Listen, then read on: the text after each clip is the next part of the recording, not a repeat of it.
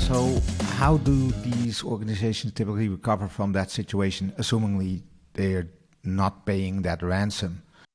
First of all, there is the option to pay the ransom, right? But as it turns out, it's not a very effective way to get back all of your data as well. In fact, there's another report that says about 92% of in 92% of cases where the organization does choose to pay the ransom, they don't get access. They might get access to parts of the data, but sometimes it's corrupted, right? And sometimes it's not even sort of exhaustive, right? You won't get all of your data back. So 92% of the cases, you're not guaranteed to get all of your data back, and that's just based on stats. It's an independent third-party report that this is from, and there are other reports corroborating this as well.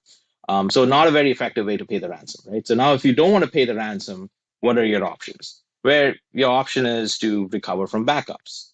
How reliable are your backups? Are your backups potentially infected as well? These are the sorts of things that people first think about and struggle. And to most organizations' credit, they, now that they're thinking about ransomware, they are thinking about this aspect of it. That, are my backups secure? Are they mutable? Are they resistant to attack?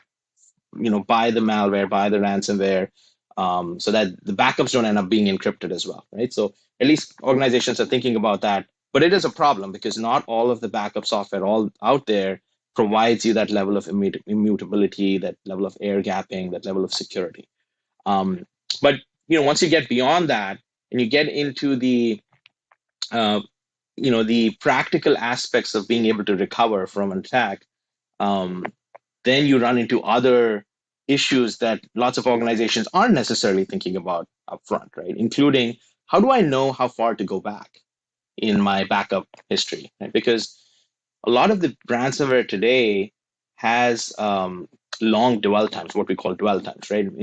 Which means that because people know and expect ransomware, um, they are most organizations are ready to go back to the recent backup, right?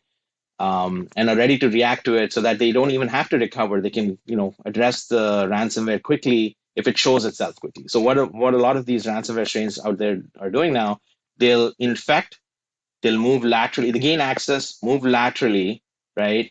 Place themselves and persist themselves across the entire estate or across large portions of the estate and sit quietly, not doing anything bad, not encrypting, not doing anything bad, right? And then after a certain period of time, they will activate and start encrypting very rapidly, right? So that the customer, the organization doesn't have time to react. So that's what we call dwell time, right? And average dwell times these days are ranging into several weeks, but there are outliers where it can go into several months.